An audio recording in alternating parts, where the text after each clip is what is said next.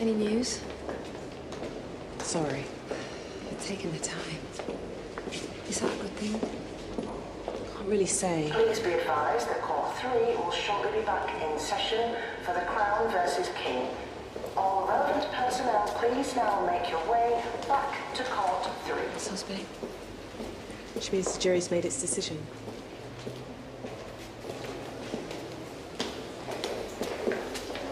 Hey, we can stay here if you don't want to. No. It's time. I'm ready.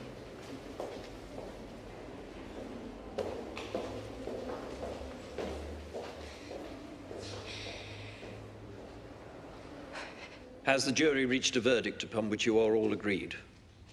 We have, Your Honour. In respect of count 1, an indictment of the offence of assault, do you find the defendant, Thomas King, guilty or not guilty? Guilty.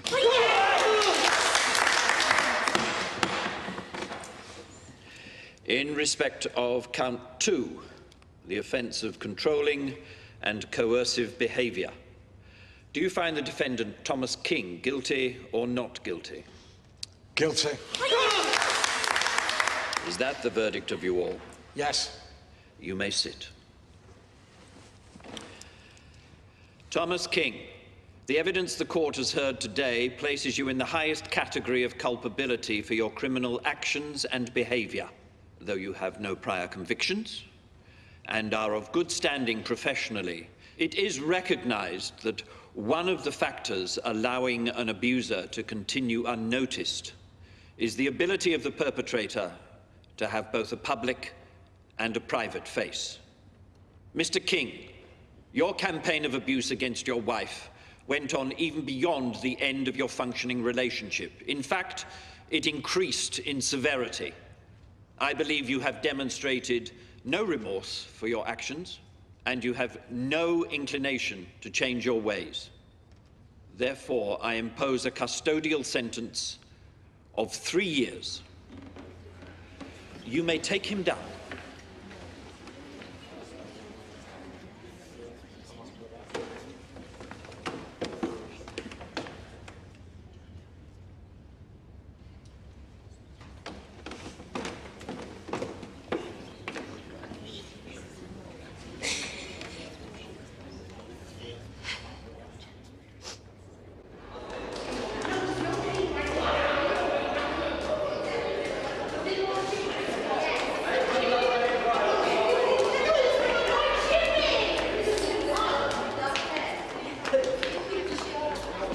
Hey, you did it. You told the truth and you were believed. That is everything. And by the way, you never did actually say where you got to yesterday.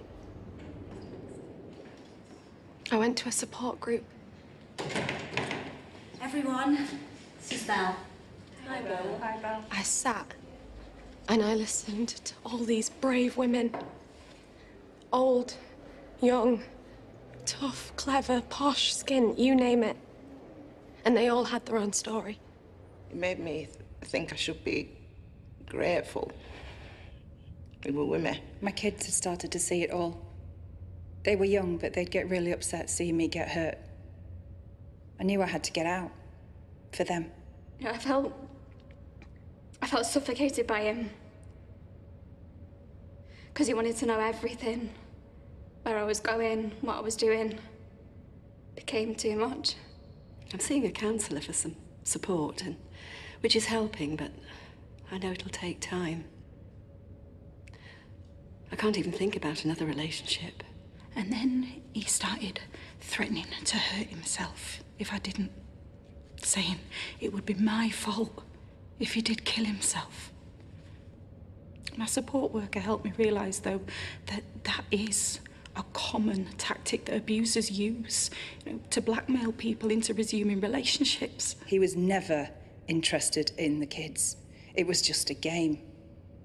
A game to make me worry that he was going to get custody. Everybody thought he was great. And that I was the problem. It stopped me